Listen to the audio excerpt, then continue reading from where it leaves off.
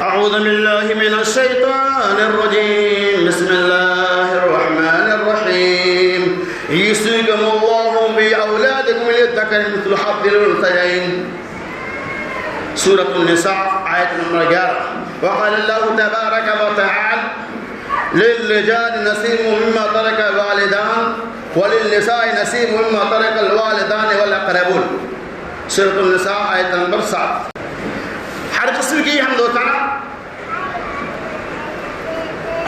بڑائی اور کبریائی اللہ تبارک و تعالی کے لیے ہے جس کی توفیق سے آپ کے بیچ آپ کی خدمت میں سماج کا چلتا ہوا موضوع لے کر آیا ہوں. اس موضوع کا نام ہے وراثت سے عورتوں کو محرومی. وراثت یہ امت کا ایک عام فریضہ ہے. وراثت جس کے ذریعے اللہ تبارک و تعالی نے ایک دوسرے کے حقوق کا تذکرہ کیا. میاں بیوی کے حقوق, ماں باپ کے حقوق وراثت, بھائیوں بہنوں کے حقوق وراثت وغیرہ وغیرہ. سورۃ النساء کے اندر اللہ تبارک و تعالی نے اس کی مکمل تفصیل بیان کر دیا ہے. سورۃ النساء جس کے لفظی معنی ہی عورتوں کے آتے ہیں, یعنی یہ سورہ کا نام ہی بتا رہا ہے کہ اس سورۃ البینہ کے اندر, اس سورۃ المبارکہ کے اندر اللہ تبارک و تعالی نے عورتوں سے متعلق خاص طور پر تذکرہ کیا ہے. اور بھی باتوں کا تذکرہ ہے, لیکن خصوصیت کے ساتھ اللہ تبارک و تعالی نے عورتوں سے متعلق, ان کی عصمت و عفت کی حفاظت سے متعلق, ان کی معاشی زندگی سے متعلق, ان کے حقوق سے متعلق اور ان کی دیگر گھریلو ذمہ داریوں سے متعلق, میاں بیوی کے درمیان ازدواجی زندگی گزارنے سے متعلق, طلاق خلا نکاح سے متعلق, یعنی عورتوں سے متعلق پوری تفصیلات اس سورۃ النساء کے اندر موجود ہیں. یہ سورہ نساء کو نازل کر کے اللہ تبارک و تعالی نے عورتوں کے اوپر ایک خاص رحم کیا, اللہ کے خاص انعام آیا. اس سے پہلے عورتوں کی کوئی حیثیت اور کوئی مقام نہیں تھا. خواتین کو ان کی وراثتوں سے محروم کر دیا جاتا تھا. اس سورۃ النساء کے اللہ تبارک و تعالی نے فرائض کا تفصیلی تذکرہ کیا. ویسے زمین قروض کے اندر 12 لوگ آتے ہیں, ان چیزوں کی تفصیلات تو میں نہیں کر سکتا ہوں ابھی, چونکہ فرائض سیکھنا ہے تو راسخ العلم کی ضرورت ہے. یہ بڑی تفصیلی موضوع ہے, لہذا میں فرائض کی جو تقسیمات اس کی تفصیلیں بتاؤں گا. جو لوگ فرائض سے لوگوں کو محروم کر دیتے ہیں ان کا کیا بھیانک انجام ہے, میں اس کی وضاحت کروں گا. اللہ سے دعا کہ اللہ تبارک و تعالی سننے سنانے سے زیادہ ہمیں اور آپ کو عمل کثیر کی توفیق رفیق عطا فرمائے, آمین یا رب العالمین. تو اللہ تبارک و تعالی نے فرمایا یوصیکم اللہ فی اولادکم للذکر مثل حظ الانثیین, کہ اللہ تبارک و تعالی تمہیں اولاد کے بارے میں وصیت کرتا ہے. ایک مرد کو 2 عورتوں کے مقابلے میں حصہ ہے. آگے اللہ تبارک و تعالی نے فرمایا وَلِلرِّجَالِ نَصِيبٌ مِّمَّا تَرَكَ الْوَالِدَانُ وَالْأَقْرَبُونَ, وَلِلرِّجَالِ نَصِيبٌ مِّمَّا تَرَكَ الْوَالِدَانُ وَالْأَقْرَبُونَ. اور آدمیوں کا, لڑکوں کا, بال بچوں کا کیا ہے؟ وَلِلرِّجَالِ نَصِيبٌ مِّمَّا تَرَكَ الْوَالِدَانُ وَالْأَقْرَبُونَ. ماں باپ اور اعزا و اقارب جو بھی کچھ چھوڑیں گے ان کے اندر مردوں کا بھی حق ہے. پھر اللہ نے الگ سے تذکرہ کیا وَلِلنِّسَاءِ نَصِيبٌ مِّمَّا تَرَكَ الْوَالِدَانُ وَالْأَقْرَبُونَ. اور ماں باپ جو کچھ چھوڑ کے جائیں گے, اعزا و اقارب جو چھوڑ کے جائیں گے, اس کے اندر عورتوں کا بھی حق ہے. تو کیا پتہ چلا اسلام کے اندر عورت اور مرد دونوں کے حقوق کا تذکرہ کیا گیا ہے. یعنی اس آیت پاک کے ذریعہ اللہ تبارک و تعالی نے وراثت کے احکام کو نازل کیا. پوری تفصیل اس کے اندر موجود ہے. وراثت کہتے ہیں ترکہ کو. آپ کے ماں باپ انتقال کر جاتے ہیں اور اپنے پیچھے جو کچھ بھی چھوڑ کے جاتے ہیں, جو بھی دولت ہو اسے عام طور پہ وراثت کہا جاتا ہے. اور ایک چیز آپ سنتے چلے, عام طور پہ جہالت کی بنیاد پر یا کبھی آپسی رنجش کی بنیاد پر باپ موجود ہے اور وراثت تقسیم, یہ کون سی بات ہے؟ باپ کی موجودگی میں وراثت تقسیم نہیں ہو سکتا شرعاً.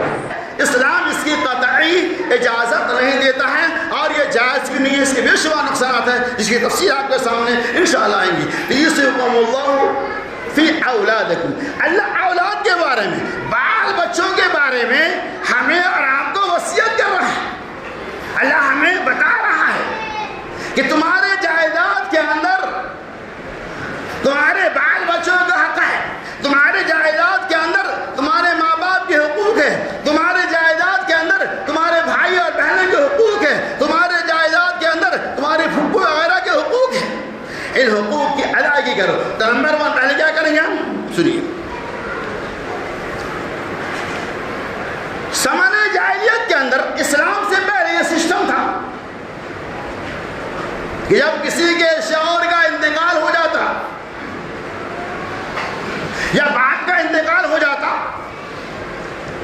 تو ان کی جائیداد کو بڑے بھائی اگر مضبوط ہے تو وہ قابض ہو جاتے اور ساری جائیداد کو اپنے نام نامزد کر لیتے. کبھی ایسا ہوتا کہ اگر بڑے بھائی ایسا نہیں کر پاتے، چھوٹا بھائی جنگ کے لیے تیار ہو گئے، یعنی فائٹ کر دیا کہ ہمارا بھی اس کے اندر ہے، تو 2-4 بھائی جو بھی رہتے تھے وہ سارے بھائی مل کر اس مال کو تقسیم کر لیتے تھے اور بہنوں کا تذکرہ بھی نہیں آتا. نبی صلی اللہ علیہ وسلم کے سامنے یہ معاملہ پوچھا، یا رسول اللہ صلی اللہ علیہ وسلم، مجھے جائیداد کے اندر حقوق نہیں دیا جا رہا ہے، مجھے وراثت سے محروم کیا جا رہا ہے. اللہ تبارک و تعالی سورہ نساء کے اندر حکم قرآن فرما دیا کہ للرجال نصیب مما ترک الوالدان والاقربون وللنساء نصیب مما ترک الوالدان والاقربون. کہ اے لوگوں سن لو، ماں باپ کے جائیداد کے اندر جس طرح سے مردوں کے حقوق ہیں ویسے ہی عورتوں کے بھی حقوق ہیں. اور قرآن نے بھی تفصیل کیا، یوصیکم اللہ فی اولادکم، اللہ تمہاری اولاد کے بارے میں تم سے وصیت کرتا ہے. اور تفصیل یہ بتا دیا کہ ایک مرد کے مقابلے میں ایک مرد کا جتنا حصہ ہوگا اتنے حصہ 2 بہنوں کے درمیان تقسیم کیا جائے. کے پاس 2-3 لڑکے بھی ہیں، 2-3 لڑکیاں بھی، ایگزامپل دے رہا ہوں میں. اس میں قاعدہ کیا لگے گا؟ مثل للذکر مثل حظ الانثیین کا قاعدہ لگے گا، یعنی مرد کو 2 اور بہنوں کو عورتوں کو 1. تب یہ ہوگا، وہ پوائنٹ غور کیجیے، باپ کے انتقال کے بعد، یعنی اس کے شوہر کے انتقال کے بعد ان کے پیچھے لڑکے بھی ہیں اور لڑکیاں بھی ہیں، تو سب سے پہلے کیا کرنا ہوگا؟ ان تمام مالوں کے اندر سے کیا کریں گے ہم؟ پہلا سسٹم سن لیجیے، کفن دفن کا نکال دیں گے، کیا خرچہ ہوا، نمبر 1. نمبر 2، مرنے والے کے اوپر کتنا قرض ہے اس کو بھی نکال دیں گے. نمبر 3، مرنے والے نے کس کے لیے وصیت کیا ہے. اگر وصیت اسباب میں سے مطلب یہ ہے کہ جو وارث بنے ان کے لیے وصیت ہے تو اس کی گنجائش نہیں ہے. کسی اور کے لیے وصیت کر رہا ہے وہ بھی کتنا؟ پورے مال کا نہیں. اسلام کتنا خیال کرتا ہے، ہمیں احساس ہے پورے مال کا وصیت یاد نہیں. ماں باپ غصے میں آ جائے گا، بولے میرا لڑکا مجھے کچھ نہیں دیتا ہے، چاہو میں اپنے پڑوسی کے بڑا لڑکا مجھے خدمت کرتا ہے، میرے پاس 20 بیگھہ کی زمین ہے، میں 20 بیگھہ اس کو وصیت کرتا ہوں، اس کا ہو گیا. تو ایسا نہیں چلے گا.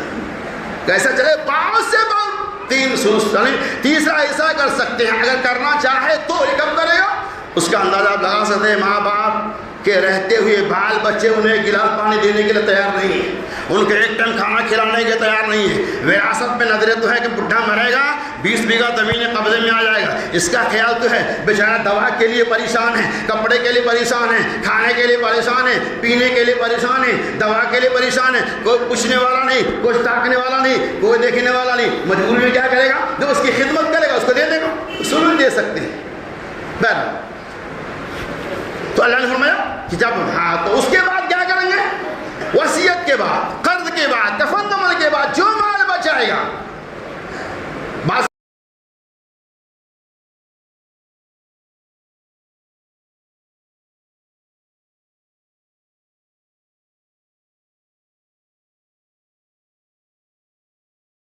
اس کے بعد سب سے پہلے ماں کا حصہ نکالا جائے گا، سمن، یعنی کل مال کا 8واں حصہ. پھر جو مال بچے گا وہ تمام لڑکوں اور لڑکیوں کے درمیان برابر بار نصف الحق، برابر بہار، مثل حظ الانثیین کے تحت، یعنی بھائی کو 2 گنا ملے گا اور بہن کو 1 گنا ملے گا. اس طرح سے آسان راستہ بتایا ہم تقسیم کر سکتے ہیں. تو اللہ کے رسول صلی اللہ علیہ وسلم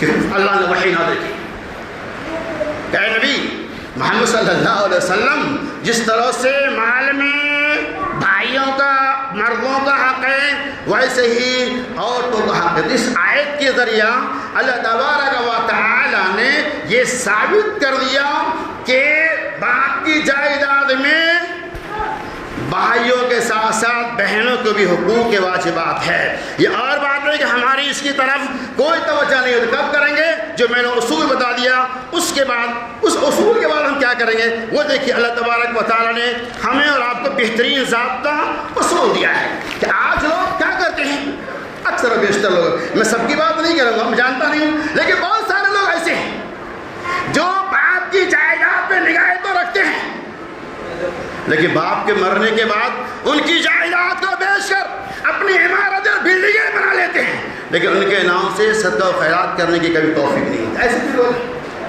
ان کی جائیداد کروڑوں روپے وہ کما کے گئے، ان کے لیے بھی کچھ خرچ کرو، لیکن نہیں، تقسیم کر لی۔ زمین جائیداد کے اندر کیا تھا کہ لوگ جائیداد کو بھائیوں کے درمیان تقسیم کر دیتے اور بہنوں کو محروم کر دیتے۔ یہ کتنی بڑی ناانصافی اور کتنا بڑا ظلم تھا، لیکن اسلام آیا، ایک ضابطہ بتلایا کہ عورتوں کو 1 گنا، مردوں کو 2 گنا ملے گا۔ لیکن آج یہ معاملہ، گرچہ زمانہ جاہلیت کی باتیں ہیں، زمانہ اسلام کے اندر بھی آج یہ چیزیں موجود ہیں کہ آج بہنوں کو، لڑکیوں کو محروم کر دیا جاتا ہے۔ بہت سارے باپ بھی جان بوجھ کے محروم کرتے ہیں۔ ارے میرے والدین، جو بھی ماں باپ یہاں، جو باپ یہاں موجود ہے، سن لیا، بچوں نے ظلم کیا، آپ ظلم مت کرو۔ بچہ ظلم کرتا ہے، اس کی سزا اسے ملنے والی ہے، کہ آپ ظلم کیوں کرتے ہو؟ بہت سارے والدین کے بارے میں سنا، باپ کے بارے میں بھی سنا کہ اپنی زندگی میں ہی مرنے سے پہلے ہی جو بھی جائیداد تھا اپنے لڑکوں کا نام کر دیا۔ کیوں؟ تاکہ یہ بٹیا نہ آ جائے بعد میں قبضہ کرنے کے۔ بہت بڑا ظلم ہے، اللہ کی قسم، رب سبحانہ کی قسم، اگر دنیا کے اندر کوئی بھی مسلمان باپ ایسا کرتا ہے تو شریعت کے خلاف کرتا ہے، اور قیامت آپ کی حشر بہت ہی بھیانک ہوگی۔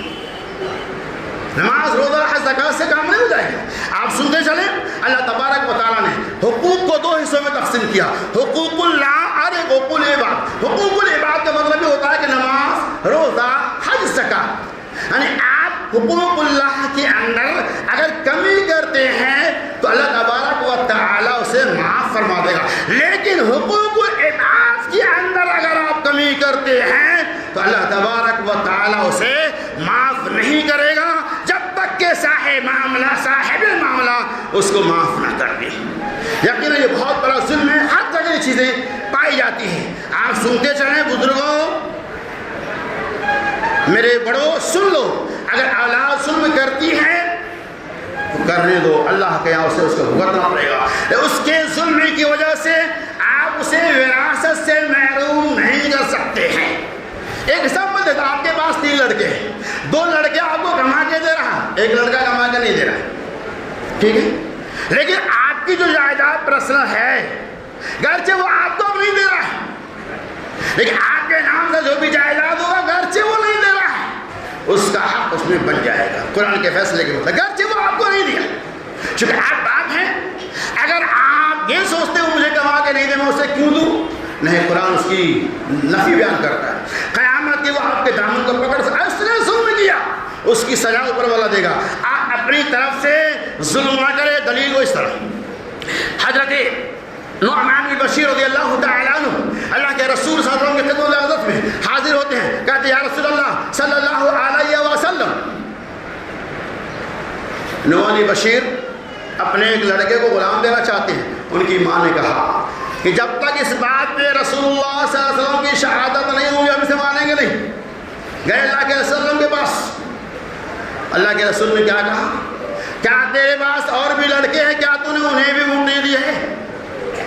کہا نہیں۔ کہا وَاتَّقُوا اللَّهَ وَاعْدِلُوا بَيْنَ أَوْلَادِكُمْ، اللہ سے ڈرو اور اپنے اہل و اولاد کے درمیان انصاف کرو، انصاف کرو، یہ جائز نہیں ہے، میں اس پہ شہادت نہیں دے سکتا۔ کیا پتہ چلا کہ 4 اولاد، 2 اولاد، جتنے بھی اولاد ہیں وہ سب آپ کے لیے برابر ہیں۔ اگر اس میں سے ایک آپ کے ساتھ ظلم کرتا ہے، ناانصافی کرتا ہے، اس کی سزا اوپر والا دوسرے دے گا، وہ رب ہے نا، وہ دینے والا ہے۔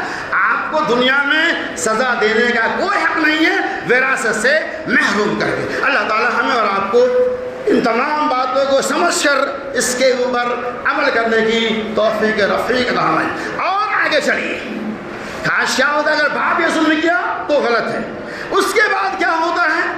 بیچارہ باپ کا بھی انصاف پر ہوتا ہے، بھائی میرے بیٹیوں کا بھی حقوق ہے۔ کچھ باپ ایسے ہوتے ہیں، بولتا میں نے بیٹی کی شادی 5 لاکھ خرچ کر دیا، فتویٰ علماء سے پوچھ لو، 5 لاکھ نہیں 5 کروڑ خرچ کر دو، وراثت سے محروم نہیں ہو سکتی، کیونکہ وراثت ہے کہاں؟ اب تو زندہ ہے۔ تو کوئی اگر ایسا کرتا ہے کہ چلو میں نے جہیز کے نام پہ سب کچھ دے دیا، معاملہ ختم، یہ معاملہ ختم نہیں ہو سکتا ہے، آپ کی پکڑ قیامت کے دن ہوگی۔ اور کبھی ایسا کہ ماں باپ دونوں انتقال کر گئے، مرنا تو برت ہے، ان کے پیچھے بھائی اور بہنیں ہیں۔ اب بھائیوں میں کیا ذمہ داری ہے کہ جو بہنیں کو حقوق ہے ان کو دے دیا جائے، لیکن بہت سارے مقامات پہ دیکھا گیا کورٹ کچہری کی باتیں ہو جاتی، مقدمہ تک ہو جاتی ہے، لیکن بہنوں کو حقوق دینے کے لیے بھائی تیار نہیں ہوتا۔ کیوں ایسا ظلم کیوں کرتی ہیں آپ؟ یہ زمانہ جاہلیت کا ظلم ہے کہ بھائی لوگ مل کر تقسیم کر لیتے ہیں اور بہنوں کو بتاتے بھی نہیں، ختم، اللہ والا کچھ نہیں چاہیے۔ اور آج بھی وہ چیزیں موجود ہیں، بہت سارے لوگ ایسے ہیں جو بہنوں کو بہلا پسلا کر ان سے انگوٹھا کا نشان لے کر جائیداد کو اپنا نام کر لیتے ہیں۔ یہ بہت بڑا ظلم ہے، اللہ کے یہاں اس ظلم کے خلاف وہ خاتون آواز اٹھائے گی تو آپ کی عاقبت برباد ہو جائے گی۔ میدان معیشت میں ایک رائی کے دانے کے محتاج ہو جائیں گے، بیوی ٹھکرا دے گی آپ کو، کہا ہمیں خود ہی آج ضرورت ہے۔ اور یہ بہنیں جن کے حقوق کو آپ غصب کر رہی ہیں، جن کی جائیداد کو بیچ کر اپنی بڑی بڑی عمارتیں بنا لی ہیں، یہ بہن اگر اپنے اس مظلومیت کی دامن کو اللہ کے سامنے پھیلا دے تو آپ کی دنیا بھی برباد ہو جائیں گی اور آپ کی آخرت بھی برباد ہو جائے گی۔ کون سمجھتا ہے اس چیز کو؟ میں ایک واقعہ اس میں بتاتا ہوں کہ اگر ظلم کریں گے تو آپ کتنا بڑا معاملہ آپ کے ساتھ ہو سکتا ہے۔ ایک واقعہ میں نے آپ نیٹ پہ پڑھا تھا، میں نے اس کا اخذ کیا، آپ ذرا غور سن لیجیے۔ سعودی عرب کے اندر کہ کیپٹن سٹی ریاض کے ایک ہاسپٹل ہے، اس ہاسپٹل کا نام ہے فوجی ہاسپٹل۔ فوجی ہاسپٹل کا ایک پیشنٹ آیا، اس ڈاکٹر کا نام ہے ڈاکٹر عبد المحسن الاحمد۔ اس ڈاکٹر نے اس کا ہارٹ اٹیک کا آپریشن کرنا شروع کیا، ابھی وہ ٹھیک ہوا ہی نہیں ہے، ابھی کمپلیٹ ہوا ہی نہیں، اس کے کلیجے میں درد اٹھنا شروع ہو گیا۔ ڈاکٹر پھر جب کلیجہ کا آپریشن کیا شروع کرنا، ڈاکٹر نے ریسرچ کیا کلیجے میں کیوں چالو ہوا، جب اس کو دیکھا تو پھر اس کے بعد دیکھتا ہے کہ کلیجے کے بعد اس کی کڈنی فیل ہو گئی، کڈنی فیل ہو گئی، پھر کڈنی کی طرف آیا، کڈنی کا علاج ابھی کمپلیٹ نہیں ہوا ہے، معدہ کے اندر سوجن آ گیا، وہ ڈاکٹر پریشان ہے، آخر کیا معاملہ ہے؟ میں نے ایک بیماری کا علاج کرنا شروع کیا اور کئی بیماریاں ہو گئی ایک ساتھ، وجہ کیا اس کی؟ پریشان ڈاکٹر ہو گیا۔ اس کے بعد مریض کو جب ہوش آیا، اللہ اکبر، مریض کو جب ہوش آیا تو اس مریض نے ایک چٹھی نکالی اور اس کے موبائل نمبر، یہ ہمارے درس عبرت غور سے سن لو بھائیوں بہنوں سب کے لیے یہ چیز، ایک چٹھی نکالا، اس کے اوپر ایک موبائل نمبر لکھا ہوا تھا اور کہا جس پہ آپ کال کر دیں۔ آپ ڈاکٹر نے فوراً اس کال کیا، بات چیت ہوئی، کہا میں بڑا ہاسپٹل سے بول رہا ہوں، بڑا پیشنٹ ایسا ایسا ہے۔ کہا ڈاکٹر صاحب سنیے، میں مصروف انسان، اللہ اکبر، وہ آدمی جو آج آپ کے ہاسپٹل میں ایڈمٹ ہے، 3 سال ہو چکا ہے، میری جائیداد کے خلاف اس شخص نے گواہی، جھوٹی گواہی دی تھی، اللہ کریم، اللہ اکبر، جھوٹی گواہی دے کر میری جائیداد کا مالک و مختار ایک ظالم کو بنا دیا تھا۔ اس کی جھوٹی گواہی کی وجہ سے حاکم وقت نے اس ظالم کے حق میں فیصلہ سنا دیا۔ اسی وقت میں نے کہا تھا، میں میاں بیوی دونوں سجدہ میں ریز ہو گئے اور میں نے دعا کیا تھا، اے رب العالمین اس آدمی کے جسم کے سارے اعضاء خراب ہو جائے، شاید میرا رب نے میری دعا کو سن لیا۔ اس ڈاکٹر نے بلایا، کہا آپ ذرا آ جاؤ۔ اب اسے احساس ہو گیا ہے کہ اس نے جھوٹی گواہی دی تھی، ظلم کا ساتھ دیا تھا، کسی کی جائیداد کو قبضہ کرایا تھا، عرش والے نے دنیا میں ہی سزا دے دیا اور مرنے کے بعد تو جو ہونے والا وہ ہو رہا ہے۔ اس واقعہ سے کیا پتہ چلا کہ جھوٹ کی اتنی بڑی سزا آج آج ہم لوگ اپنے ماں باپ کے حقوق کو غصب کر لیتے ہیں، اپنی اولاد کے حقوق کو غصب کر لیتے ہیں۔ بوڑھے ماں باپ بیچارے دعا کے لیے پریشان ہیں، جس نے پوری زندگی آپ کے لیے صرف کر دیا، پوری جوانی کو آپ کے پیچھے قربان کر دیا، اور آپ جب جوان ہو گئے ان کی طرف ترچھی نظر سے بھی دیکھنا گوارا نہیں کرتے۔ اگر بوڑھا ماں باپ اللہ کے سامنے مظلومیت کی دامن کو پھیلا دے اور کہہ دے کہ اولاد میرے ساتھ ظلم کر رہا ہے، پھر آپ کی کیا حالت ہوگی؟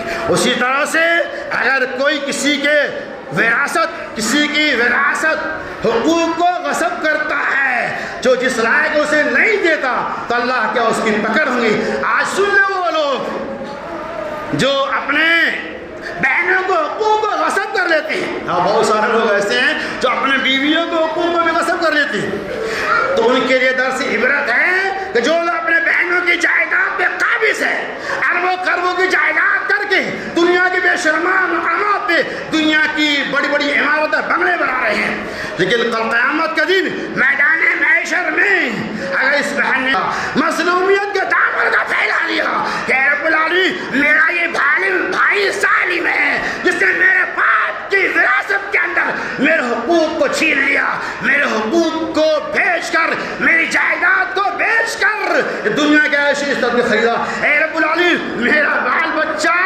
فٹ پاتھ میں زندگی گزار رہا ہے لیکن میرے بھائیوں نے میرے باپ کی جائیداد سے مجھے محروم کر دیا، اگر میرے باپ کی جائیداد تو مجھے دیتا تو میں بھی شاید ایک چھوٹا آشیانہ بنا لیتا۔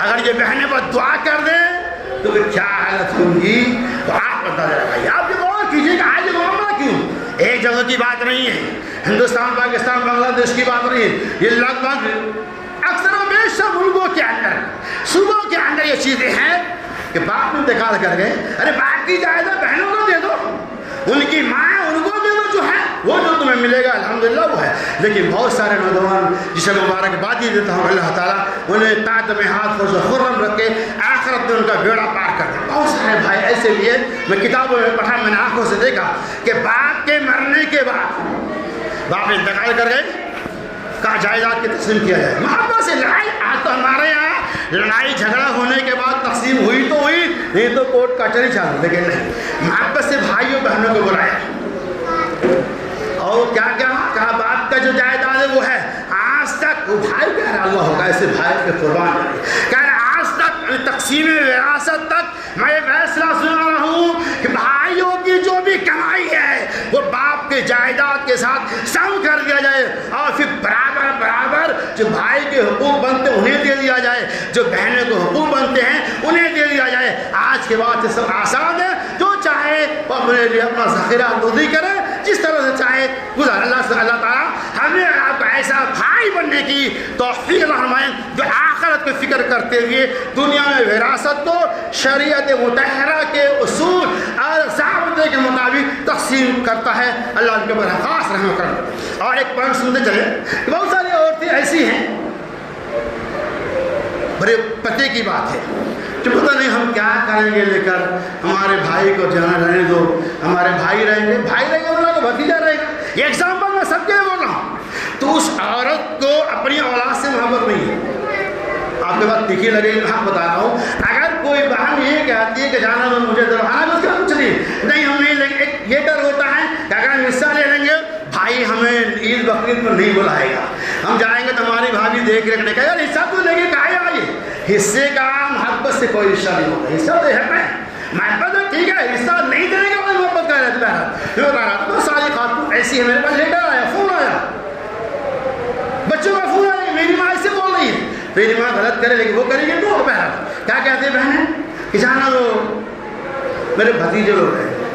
اگر وہ چیز ملتا وہ آپ کے اولاد میں تقسیم ہوتا، آپ کے بعد 2 لڑکے ہیں، 4 لڑکے ہیں، 5 لڑکے، 10 لڑکے ہیں، جو بھی ملتا اگر وہ محروم بیچارے کا کچھ نہیں بھائی کے پاس، آپ کیا کریں گے؟